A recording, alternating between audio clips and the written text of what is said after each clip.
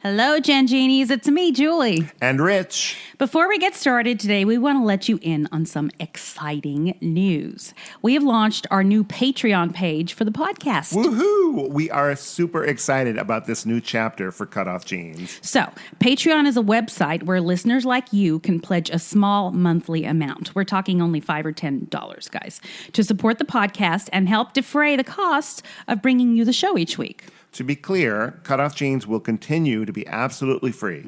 But to thank you for your support, we are going to offer our patrons some fun little extras. Like early access to the podcast every week, where you'll get to hear the latest episode before it's released to the general public. And why not make your friends jealous with exclusive patron-only CutOff Jeans swag? Fancy. And here's something you guys have been asking for, and I'm really looking forward to this. I'm going to host a monthly, hour-long, online Ask Me Anything session where patrons at the $10 level can literally ask me anything. Anything? You're a brave woman, Julie. You know, I know.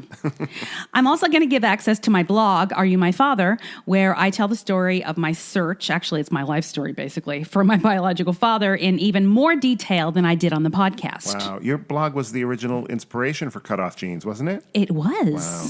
Well, all patrons at any level will receive a shout out on the podcast along with our undying gratitude for your support. Yep. You guys know that this show is a labor of love for me. It's something I'm very passionate about. It'd mean so much to me if you would consider supporting our work here on the podcast by going to patreon.com/CutOff Jeans podcast. That's Patreon, patreon.com/CutOff Jeans podcast. We'll add a link to it on the podcast and on the Facebook page. Thank you all, my Gen Genies. And now, on with the show. Woo! Is your family tree a mystery? Are you fascinated by genealogy? Well, hip, hip, hooray, let's talk DNA with Julie. The truth is in your genes. In CutOff Jeans. Welcome to CutOff Jeans, the podcast that helps you find your truth using nothing but DNA. I'm Julie Dixon Jackson, and I'm a genetic genealogist, henceforth known as a Gen Genie. And I am Richard Castle, the co-host and producer of this podcast. How are you doing, Julie? Hey, I'm pretty fat right now. Well, I mean, we're all sitting around. It's really bad, though. I've had a day where I'm like, oh my gosh, I'm so roly-poly right now, and I can't even. It's like I'm finding pockets of lard that I've never seen before or known before. It's very uncomfortable. I need to do something about this. I looked at my little step counter on my phone yesterday, and I had over 10,000 steps, and I was like, oh, wow, I must have walked a lot, but it was because I went to Costco, and I spent an hour waiting outside in line. Tell me about Costco. Oh, my God. It was like they had it set up outside like a queue at Disneyland, you know, where it kind of snaked back and forth. Like it's all circuitous. Yeah. So you think you're about to go in, but then you just turn and go all the way back in the queue. And then the same thing, like waiting in line for the Matterhorn, where you hear that same recording over and over again. It's like, welcome to the Burbank Costco. And it's like, oh my God, it was driving me nuts. But I mean, they handled it really well. And everybody in the line was, wearing a mask and seemed very patient. A couple of people came up and said, oh, I'm not waiting in that. But, overall, I felt like everybody handled it very well. Good. How long were you in there? I was in the Costco probably another hour. So it was like a 2-hour trip, Yikes. But I mean, it was an hour because everything had been moved around since I'd been there last week. It had been a couple of months, and they put things. Do you have a path that you have to follow now? No. Okay. No. But Okay. When you get up to the front of the line, they had a little sign saying what they had and what they were out of. And like 3 of the things that they were out of were things that I needed. Oh, of course. But whatever. I mean, What were those things? Well, I needed paper towels. Oh, yeah. Yeah. I mean, they had plenty of toilet paper, which I did not need. But they didn't have any paper towels or napkins, dinner napkins. Poor me. Wah, wah. You know what? Would you like to talk about how bored I am? Sure. I found all of my fabric napkins for special occasions, which is ridiculous because there are no special occasions. And also like fabric, place settings. What are they called? Place settings.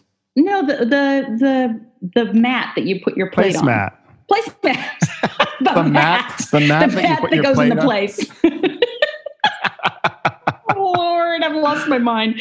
Yeah, so I have them like stuffed in a drawer. So every time at the last minute I think that I need to use them, they're all like scrunched up and ridiculous. So, so I spent a day washing and ironing them. Wow. That's, yeah. Well, How lame am I? I've been having a lot of Zoom meetings. Have you? Yeah. And Zoom meetings and little happy hours on FaceTime. Yeah, a lot of people are doing that. I can't bring myself to do it. It's I don't know why. it's not bad. I mean, Yeah. try to make the most of it, but if there's drinks involved, I'm always game, Sure. Why not? And we make little appetizers and, try to make a party of it. And at least you can catch up with some face-to-face time with people. I have friends who are doing that on a regular occasion, and it's going really well for them. I'm not sure why I haven't jumped. Probably because I'm too busy. Well, we could bring drinks to this. We could bring drinks to this and the recording, and we could. It's a tad early. I have taken walks for the last 2 days. That is the most exercise I've had in 5 weeks. Yeah, if I didn't have the dog, I wouldn't be going out at all. Yeah. But I walk him 3 or 4 times a day, and that's good. Yeah, I really worry. I have 2 dogs, and I don't walk either of them because they keep wanting to stop and smell things, and I want to do a brisk walk. Yeah. You know what I mean? So let the kids walk the dogs. I don't want to get political because this is not what this podcast is about. However, I will say one of my thoughts I had plenty of time to think about it while I was standing online for Costco for an hour was, all of these people here are following the rules and they're so respectful and they're doing what for the common good. Like, it's not nice. It's not fun to have to wait outside for an hour, but everyone's doing it and they're dealing with it. And then these little babies out there that are protesting. And I just, it feels very petty to me, Oh, it's, I can't even. When so many here's people. Here's the thing. I will say that, and it is true, the press is giving it way much more because they're pretty small groups in general. Right. I think the majority of the country doesn't think it's a good idea to be doing that. But to be protesting, I mean. Right. It just doesn't seem like something that you would protest, I mean, it's a stupid libertarian thing. I'm so sorry, libertarians. But it's about being independent and not being told what to do by your government. And it's insane. And see, I understand that under a lot of circumstances where, it's sort of like, my body I have control over my body and I should be able to do what I want. Yeah. But I just feel like we do all share the planet. This has to do with the health of other people. Yeah. The whole human race is affected by what we do. And so we really are only as strong as our weakest link at this point. And they're minimizing it so much. It's not the flu, guys. It is not the flu. I have a friend who lost both of his parents in the last 2 weeks to this. Oh my gosh. I have an acquaintance who's a Tony-nominated Broadway triple threat who's been in a coma for 2 weeks and just had his leg amputated. Oh, do you know him? I don't know him. He's in the theater community. Right. I have my friend Eric and I know lots of Broadway actors that have it and have given it to each other. Right, right. So I know a lot of people that have this. It's not and it's not a flu, guys. Right. Yeah. I don't think we have to tell our listeners this. I'm just thinking, this is what was going through my head when I was waiting in line. And there was something comforting about it, knowing that everybody was being so cool about it, Well, yeah. No one was complaining. I did not hear one complaint. I hear more complaints when I'm in Costco when things are normal. Yes, absolutely. And in fact, that's coming out of me. But normally there's all these people in the middle of the store where all the clothing and things are. Yeah. That there was no one in the clothing section. No one was like, why would you buy clothes? Who's going to buy underwear? You're not going anywhere. Everyone's stuck at home. Who's going to look at you? So like the perimeter of the store where all like the meats and, food and things like that were very busy. And even busy, I wouldn't say, because they only let a certain amount of people in at a time, which is why we had to wait. Yeah. And I'm happy to do it, even though it's a pain in the ass. Yeah. I hope you had a podcast in your ears. I didn't. I forgot to bring my earbuds. I am happy Yeah. wherever I am, as long as I have happy in my ears. Yeah. Yeah. Happy in your ears. Happy in my ears. Do you listen to our podcast, Julie? No, I don't. I listen to part of it when I'm in the car sometimes, just so I can remember what we said. Mhm. And I mean, I always listen to it when you send it to me, just so I can make Sure. notes and possible edits. Yeah. But Do you marvel at how like educated we sound after I've edited it? It's true. When all the pauses are taken out, and all of the like, what was that thing called? And those are me, by the way. I do it too. Actually, I do it. I'm at a loss for words. In not that I don't have anything to say, but that I can't think of words.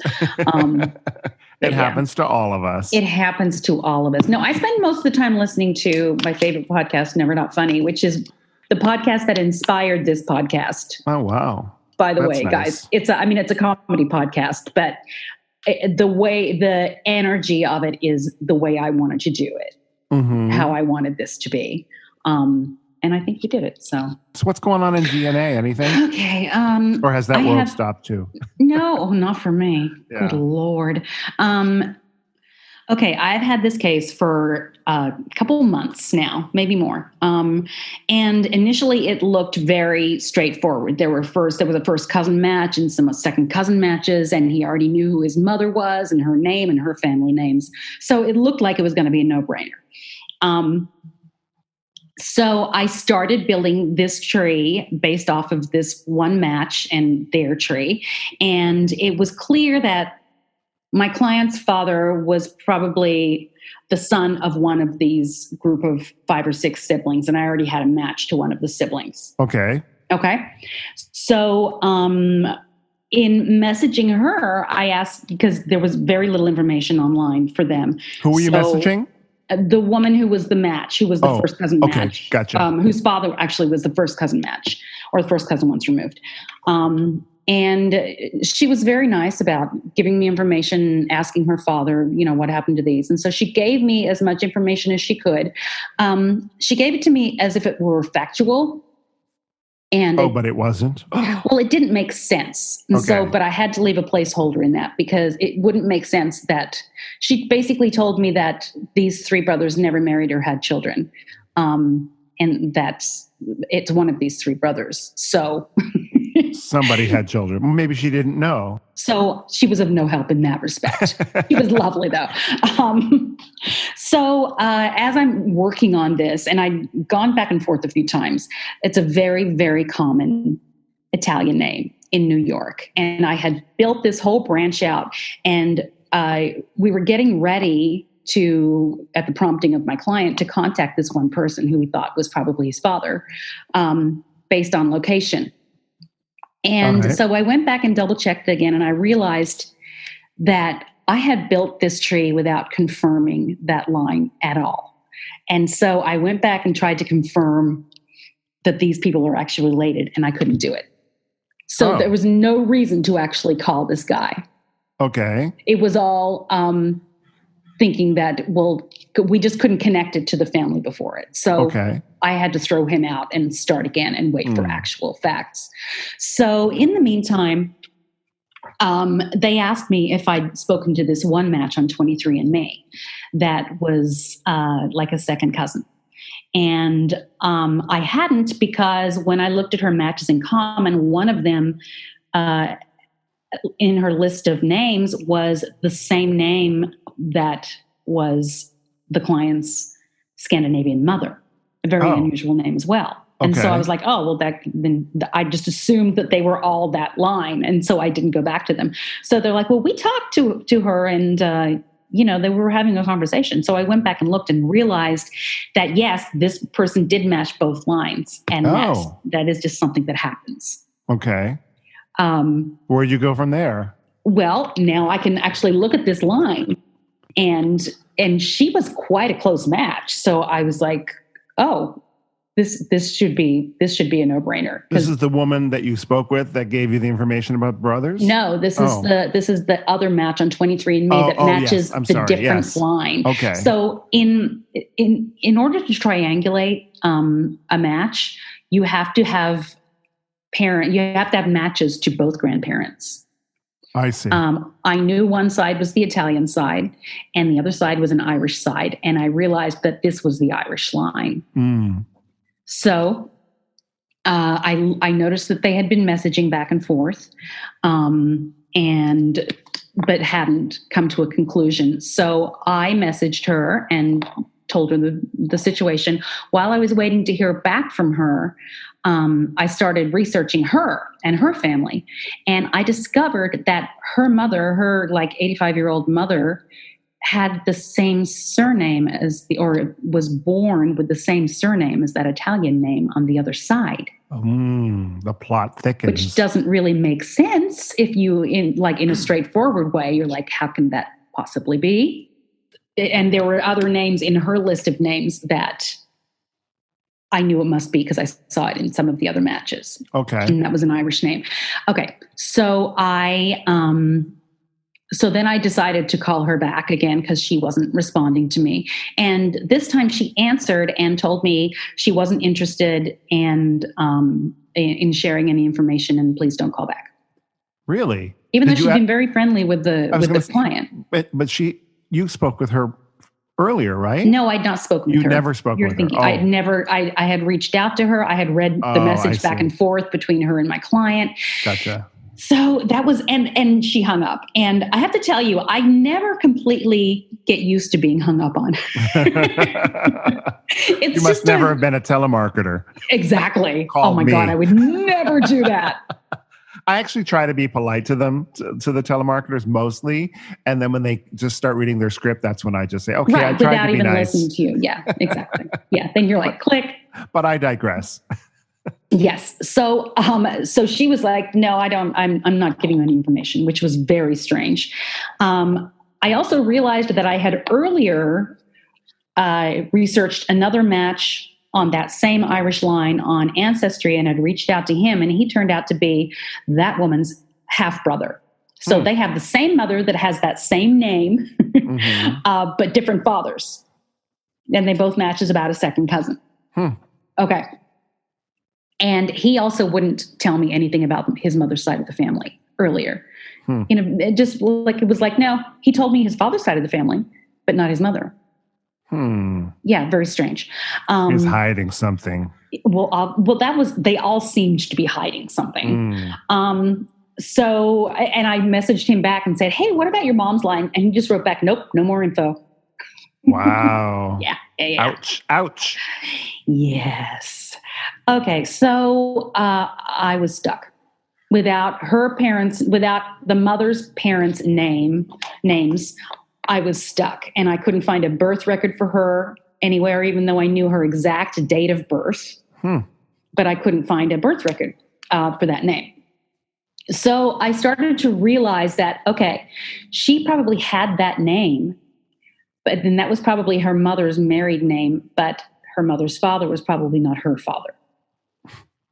Does that make sense? It happens. Yeah. Yes. Well, and I think she had her, before she was married, obviously, to another man. And then when she married this man, the daughter took his name. I see. And that's probably why I couldn't find a birth record for that person on that date in New York. Have you confirmed this this conjecture? Well, let me tell you. So hold on. So this weekend, so I told them, nobody's talking to me. I need to take a break from this because my head hurts, and let's regroup in a few weeks. I'm going to go and wash some placemats. Yes, exactly. Precisely. And so on Sunday, I was looking at it again, and I realized I have nothing to lose by reaching out to this woman again. And instead of calling her, I wrote her an email so that I could put everything down before she hung up on me, and explain why we need to know this and what my hypothesis is, and ask if I'm correct. Okay? Okay. And then I just sent it to her. I said, look, I know you don't want to talk to me, but can you just help this person because there are medical issues? Yeah. And then I sent a copy of that to my client saying, just so you know, I just sent this. And they're like, "Oh, I hope she writes back." And I was like, "Don't hold your breath." Well, the next day, I get a message from them forwarding me the message that they sent to her. And they said, "I'm sorry we haven't gotten back to you. I don't know who Julie is, but I don't want to talk to her. I don't want to give her any of my family information." Ouch. Yeah, yikes. But yes, indeed, my mother's stepfather was of this name. And but my mother took it, and she had 2 other half brothers. And one of them is most likely the father. Wow. Okay. So, and also she identified the person of the name, the Italian name, as one of the brothers that I had already suspected. Well, there you go. So that's where he went. You took a little circuitous route to get there, but you found out. Oh my gosh. If there's something when that happens, when you think, "Oh my gosh, how am I going to do this?" Then when it all falls into place, there is something so exhilarating about it. Oh, it must have felt good. Good job, Julie. Thank you. Now I have to find these people who have the most common Italian name in New York. But hey, we can do that. All right. Should we take a break? Let's do that. If you're enjoying our podcast, please subscribe, rate, and review. Or consider supporting us on our Patreon page, patreon.com/CutOff Jeans Podcast. Now back to Julie and me. All right, we're back. So I know you guys have been waiting with bated breath for the second part of the Jesus DNA story. Oh, yeah, I am. I love that stuff. All right. So just to reiterate a little bit, it was a TV show on the History Channel called The Jesus Strand, A Search for DNA, with a California pastor named Joe Basile and an Oxford geneticist called George Busby. And they were looking to identify Jesus' DNA. So when last we spoke, they had been with this Dr. Hershkovitz, who had nails and a nail that was driven through a heel. Yes, and he said something about that maybe the crosses were X-shaped, right? Instead of so T-shaped. he was questioning the way people were actually crucified. So and so there was that whole extravaganza. So after that, these guys go to Jerusalem and they met with an Israeli geologist who's an expert on ancient Jewish burial sites. And he talks about ossuaries, which is different than a reliquary. I still love that word. I noticed you named last week's episode after reliquaries and masks. I couldn't help it. So an ossuary is a bone box. So I have one of those in my husband's drawer. You mean the teeth? Yes. Teeth are bones, really? They are bones, yes. Yeah, okay. So he says he believes that there is a tomb in Jerusalem that is the possible burial site of Jesus' family because of the names. So buried in this tomb are Mary, Joseph, Jesus, Joseph, who is Jesus' brother, apparently. Who knew? What is this, the life of Brian? Jesus had a brother named Joseph. Jesus No, and he Joseph. did not. That's what it says. Well, Mary was the virgin. She didn't have any more children. I don't think she remained a virgin. All right. I don't know that. You know what? I don't know. Hey, you're a Jew. But here's the thing: is I think it was not. I think it's true because I told you last week that. I don't know if it's true, but I think that's a common thing known among Christian scholars. Really? Okay. That's so interesting. But wait, there's talk more. About sibling rivalry. Jesus, literally. Joseph. And the fact that your name would be that close. Jesus Christ. Oh no, you may have to cut that out. Okay, so also in this I'm leaving it in because I think that's funny. Joseph Christ. I'm saying that from now on. See that on a resume. Christ. I see your name is Joseph Christ. It's Christ. That was my brother. Believe me, it's not easy to grow up in that shadow. Oh, yes. So there was somebody named Simon and James, who was also the name of two apostles. There were two nameless sisters.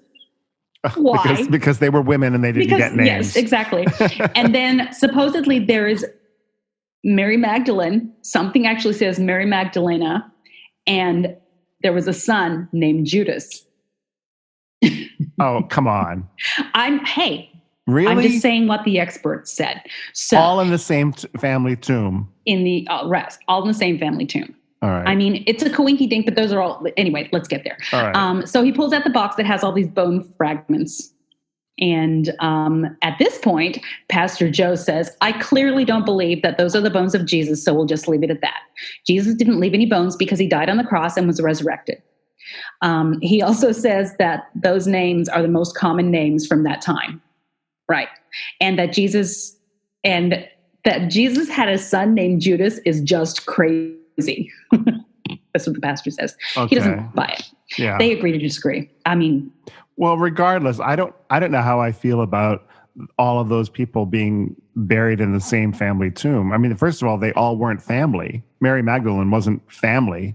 And neither was Judas. Maybe she was married to Jesus. There are some people that think that Mary Magdalene was married to Jesus. Yeah, that's true. It sort of reminds me, and I'm going to go off on a little tangent if you don't mind. No, I don't. Is that years ago when I was playing piano in this one restaurant, the former pianist came in and said, "Oh yeah," and he was a little off, and he might have been on something.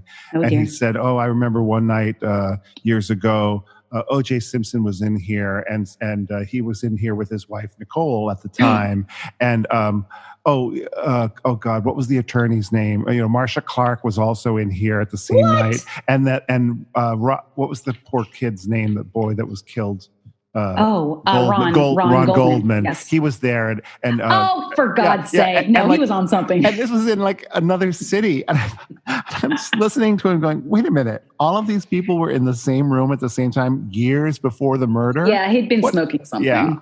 Yeah, so this is how I feel about this tomb with all of these names in it. Yes, right. It's to me, it's like Frankenstein meets Dracula and the Wolfman. It's like they're all in three different worlds, right. And suddenly you can put them in a movie together. It's King Kong and Godzilla. No, it doesn't happen. It happens in the movies, but they had their own separate worlds. So Pastor Joe is like, let's agree to disagree.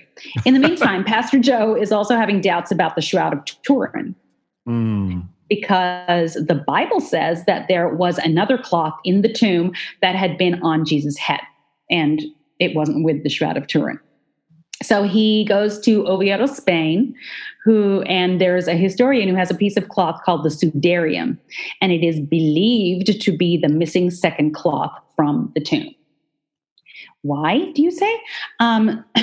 So it was analyzed. It had been analyzed, and it was shown to have human blood and a pleural edema fluid, which collects in your lungs when you die of asphyxiation.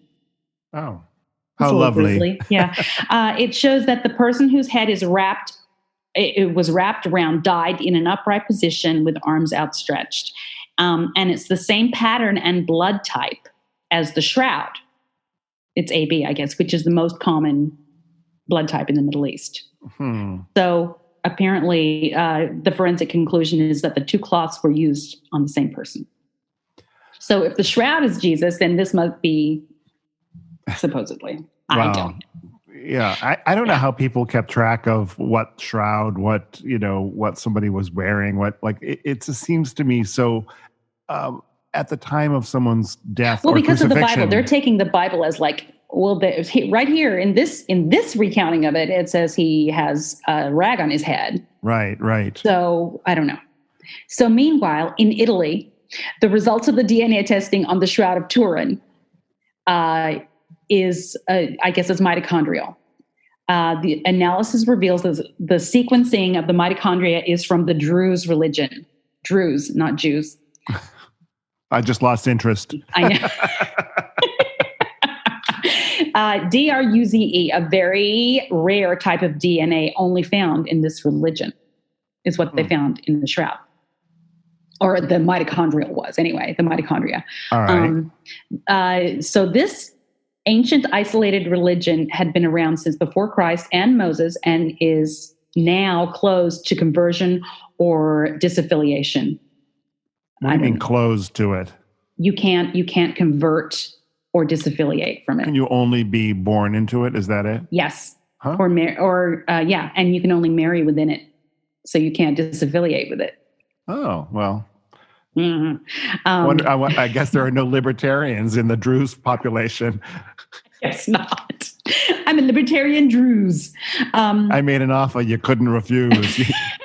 So, they also recognized Jesus, Muhammad, Moses, Adam, and Noah all as prophets. It was founded in an area less than 30 miles from Nazareth.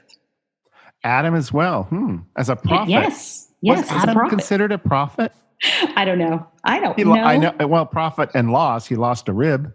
Yeah. I bet that hurt. Yeah. It's such a result to me. I don't want to be sacrilegious here, but it's such a result of a patriarchal society to say that, yes, a woman was created from man's rib.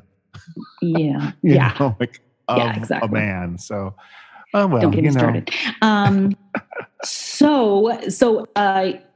So reincarnation and all the prophets. So though it's hard to imagine that Jesus or members of his family was of the Druze faith, because Jesus was a Jew, the rules about conversion and closing off the faith didn't happen until the 11th century. So basically they're saying, well, on his mother's side, that there could have been some of his cousins could have been Druzes. So they get to approach a Druze family. They live in this one area and they take a DNA sample from them. And it's discovered that they have the same mitochondrial DNA that matches that of the shroud. So if the shroud is Jesus, they may be related to Jesus. Wow. And Jesus. The conclusion is Joseph. The conclusion is it's possible. The end. Bravo, Julie. Bravo. How do you feel about all that? I mean, I personally find it really fascinating. I do too. How do you separate the historical from the religious, right? Well, yeah, and there are those who believe that the religion is historical, and I guess it goes to however you interpret the Bible. Yeah, do you interpret it as the word of God, handed down, or do you look at it as an allegory for the way to live? Yeah, it depends on where you fall. Do you want to take a break, Julie? Yes, please. Okay, let's do that.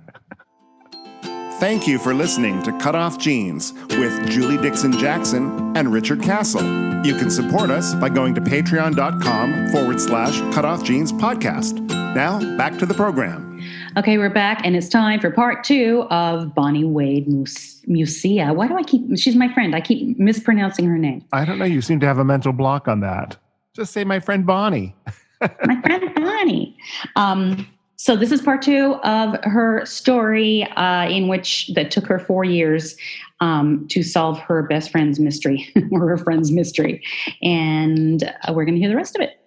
Great. Let's listen in. Okie doke. A couple days before the wedding, I had checked the DNA, and the 2 of them had a half-sister pop up. Oh. Yes. It was the youngest of the 5. And it had her name on there. And of course, I can find living people. That's what I do. I'm a forensic genealogist. So her name pops up, and she has a unique name. So right away, there's no tree or anything on there. She matches my friend at like 1,600 centimorgans, and she matches the half-sister at like 1,700 centimorgans. So she's a half-sister. So for sure, this is a half-sister for both of them. So this is the youngest of the 5, because we know that there's still a boy between the twins and the half-sister. Right. And when I Google her name, I right away pull up a Ben Verified on her. I use Ben Verified all the time. And there were like 3 different candidates. And we had an idea of how old all the children are based on kind of where they were and everything. Mm-hmm. And immediately I find her, I find a picture of her, I find her high school yearbook picture, and I sent it to them. And I'm like, oh, my goodness. And I called them. They're still sleeping. It was like, I don't know, 7:30 in the morning, 8 o'clock. I'm like, you need to get up. And since then, they've both been in touch. All 3 of them have been in touch. And the other sister, the new one that we just found, she knew she was adopted as well, came from a wonderful family. She lives in Michigan, I believe. But they've been talking and connecting, and she's happy to know that she has siblings. It's been great. And they all have different fathers, correct? Yes, obviously the twins have the same father, yeah. but all the other ones, we're not sure if the boy has the same father as the twins. Okay. We're not. There's a question on that, but if he ever does DNA, obviously we'll know right away if he's a biological sibling to the twins or not. Okay. So yeah, that's the mother's side. And we had found all of this, other than the recent half-sister, we found all of this out about 3 years ago. Okay. On the father's side, that was a little bit more problematic. She's Italian, and the closest one I had was, let me see, it was 1/3 cousin. I believe it was 2/3 cousins, and the rest were fourth cousin matches. Okay. So what were they, like, under 100 probably? One was 107, okay. and one was 110. Yeah. And then the rest were... And those were the like highest. 63, 60. So they were really far down. So I had printed out all of these. I still have them all here. Mm-hmm. I have all of these trees, and I had tried to go through. Now for the non-identifying information, I had a snapshot of how old the father was, how old the grandparents were, what the grandfather did, and he had a sister and a brother. Of course, the sister was born in 44, and the brother was born in 48, according to the non-identifying information. So I was thinking, when the 1950 census comes out in 2 more years, it comes out in every 70. Family. Yeah. Yeah. So I've been working on these matches for years, and I have a bunch of different trees and everything else. And the name Costantino kept coming up, and Brucato kept coming up. And I kept telling my friend, I'm like, either this guy's name is one of these two things or something like that. It's definitely your grandparents or great-grandparents. I'm thinking great-grandparents are probably named one of these names, because somehow they tie together. The Costantinos at one point married the Brucatos, but I'm not quite sure. Can't put it all together. Right. A few months ago, I get a second cousin match. Woohoo! And she's 398 centimorgans. Oh, that's good. Yes. She didn't have any tree tied to it or anything like that. Right. And there was another name that kept coming up in the tree, and that was her last name. And I'm thinking, okay, so I can definitely see how this last name ties into the Costantinos, but I don't know how it ties into the Brucatos and everything else. Huh. And I emailed her a couple times. She never emailed me back. And so I kept going down into these lines, working this particular tree with this particular last name, and I keep going, and nothing's popping up. I think after I got back from Salt Lake City, I got busy with everything else and had to put some other stuff aside. So then I decided to do the same thing. I did a Ben Verified report on her, and there were like 4 or 5 people with the same name. So I started working out trees for all of them, to try and figure out how, if any of these people possibly tie into the lines that I already had. And one of them hit, and she tied into the Costantino line. Matter of fact, I think her grandmother was a Costantino or something like that. And I was like, oh my gosh. So then, now I know how this woman, this first cousin once removed, turns out, falls into the tree. But at the time, I think she's a second cousin. I just wasn't quite sure how she fit in. So I had pulled out the what are the odds tool on DNA Painter. I love what are the odds tool. Oh, I do too. I do too. I don't know what I did without it. I know. So I plug in, I go through, and I try and, with all her cousin matches that I actually know, I put all of them in. And then I use the what are the odds tool, and I figure out which branch it has to come through. Then I start looking in my tree I have for her, and like the angels start singing. Not only did I have her biological father in my tree, but the reason why I discounted it, and I learned a very valuable lesson, I discounted him because the dates were slightly off. Right. In her non-identifying information, it said that her grandfather would have been born in 1915 and her grandmother in 1913. Mm-hmm. Well, in actuality, and it said that her father was 2 years older than I thought he was. So Okay. her biological grandfather was born in 1909, and the grandmother was born in Okay. 1917. Yeah, that's what's so hard with non-identifying, especially when it's really specific. Mm-hmm. You all of a sudden you're like, well, if they went to this much trouble to be this specific, then the dates must be right. But you can't count on that. You can't count, and I learned a very valuable lesson. The ages were off, but what it did give in there in his non-identifying information, it says that the pregnancy was unplanned. The birth mother and birth father had been seeing one another for about a year. After meeting in beauty school, after the birth mother discovered her pregnancy, she told the birth father, and he was surprised. She then learned that he had been divorced, and because of this, the birth mother wanted nothing more to do with him. And because the birth mother was not married and had no desire to marry the birth father due to her religious beliefs about the divorce. Oh, wow. So wait, she didn't want to marry him even though she was pregnant because he was divorced? It was against her religious belief. So is getting pregnant out of Exactly. So it's okay to have premarital sex in her religion, but not... But divorce is a mortal sin. Oh, that's interesting. Okay. So she felt that the adoption was best for the baby. And it also said, that the father completed high school, went into the Air Force. After 2 years, he was discharged due to an injury, and then went to college and got his bachelor's degree, and completed beautician school. It also said that he was married and divorced, and it said he had a cliff in his chin, which runs in his family, considered to be good-looking and friendly.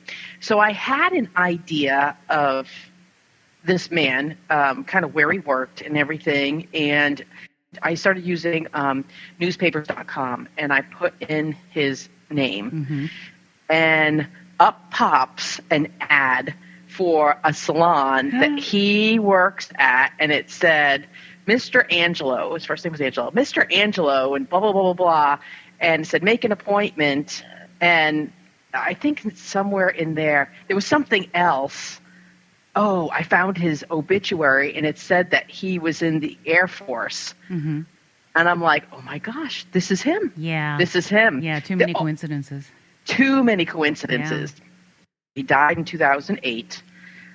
He was married multiple times. I found that he had been married 6 times, I think. Wow. He was a Casanova, let's just say. Sure. But I had found that he, in the non-identifying information, it said that he had a brother and a sister. So I found the sister, and the sister is still living, and I reached out to the sister. How long ago was this? Oh, this was just a few weeks ago. This was recently, right. Like within the past month. Okay. And I had found pictures of him. I found his high school yearbook. It turns out my friend has the same exact nose as him, and he had a cleft in his chin and the whole 9 yards. And we found a picture of him in beauty school. So her biological mother's sister is still alive and remembers meeting this guy. She sends the picture to her aunt, who she does talk to, and she's like, yep, that's him. Oh, gosh.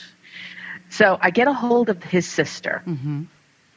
And now you can imagine, I'm calling again. Surprise! Yeah, it's a weird thing that we do. It is. And she was, of course, surprised, and she said she was very close to her brother. My friend told me I could send her the non-identifying information and some pictures of her, which I did. Oh, I know what it was. I left her a message on her voicemail. Mm-hmm.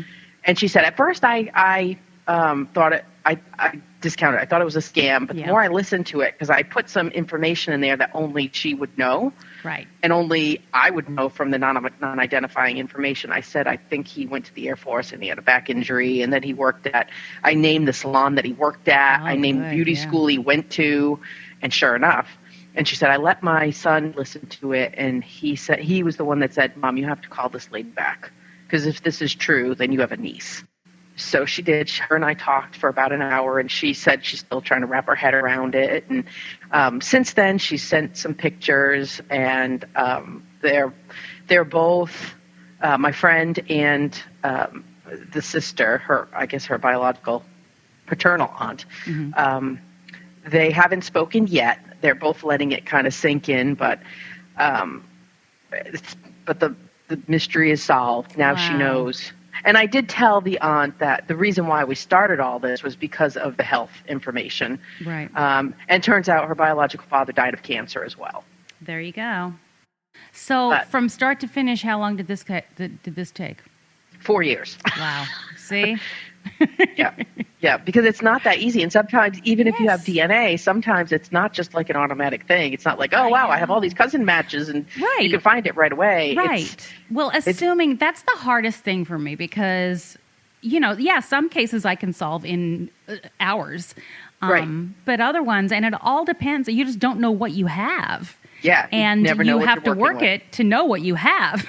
Yeah, each Yeah. case is so different. And I've worked on multiple cases for clients that are paying clients. Yeah. And sometimes it's not solvable or not yet, and just have to wait until Yes. a closer match comes in or something. Or sometimes maybe, who knows, maybe one of the biological parents are adopted or NPEs or something like that. Absolutely. You just Yes. Um, and even just wanna- if you have, like, the most frustrating, I think, is when you have a really close match that doesn't use their real name and never logs on, and you have no clue how to find them. Yeah. And Especially if they you could don't solve have the a real whole name. thing if they would just talk to you. Fortunately, his sister knew exactly who she was. Right. She had a real name, because if she didn't have a real name, then I would have never Exactly. gotten that clue. Exactly. I would have had a name, I would have had a thing, but who Right. knows? Even sometimes even just initials are better than, just some kind of random made up word. Yeah. Because at least with initials, like if their last, like let's say the last name, a continuous last name that you keep seeing is White, but you don't know how, and then I'm taking this from something that happened today, and somebody who you don't know who they are, but their name is AW, and Yes. you're like, well, that's got to be a White. I mean, it doesn't have to be, but that would be the most obvious. Yes, exactly. But yeah, At we least a just clue. have to think outside the box. Sometimes with the matches, if they put like some kind of weird thing, like say it's like a few letters and numbers, I'll Google that, because sometimes Yes. those are like an email address Yes, I or have done some that. kind of other user ID or Twitter handle or something. Mm-hmm. So that does help. With the new messaging system, at least you can tell if they read it or not. So that's good. Yeah, I don't know how much I believe it though. I've had some people, like sometimes it says like read right away. And I'm like, oh, they're on right now. But then you go back and it says delivered, but not read. So I'm like, it seems like it still might be glitchy, but I do like it better. It's at least it's an improvement. It's something. At least you know Yes. that they're ignoring you on purpose. They could. Yeah. Especially if it's people that you're contacting that are the total wrong people. Yeah, sometimes it's a blessing in disguise, isn't it? Yes, I learned a very valuable lesson from Well, that. it happens to the best of us. Got to follow those leads. Okay, well, Bonnie, thank you. It's really good to talk Thank to you. It's good to you. hear your voice, and I'm glad I finally Me got to hear this too. whole story, too. Okay, thank you, Bonnie. Thank you, Bonnie. That was so interesting. I love Bonnie. She's the best. Hey, we need to get out of here. Well, in that case, I am Richard Castle. And before all of this madness, I was a musician, pianist, and I'm still a songwriter and composer. You can go to my website, richardcastle.com, and see what life looked like for me before all of this happened. Or you could follow me on the Twitter at Castle Songs. We're shells of our former selves. Yes. Really. Except for me, I'm insane. I'm only much fatter. Okay. Hey, I'm Julie Dixon Jackson. You can follow me on the Twitter at Jules Jackson with 2 O's. Follow the podcast on the Twitter, CutOff Jeans Pod, at CutOff Jeans Pod. Join the Facebook group, CutOff Jeans Podcast, or send me an email, julesjackson at cutoffjeans.com. Hey, Patreons, if you still have not received your swag, please tell me. I've lost track of everything. So I need to restart. So tell me again, please. Message me who hasn't got theirs. And thank you to all of our patrons out there. Yes. On that note, Julie, Yeah. to our patrons and to our regular listeners, what would you like to tell them? I would like for them to know that the truth is in your jeans.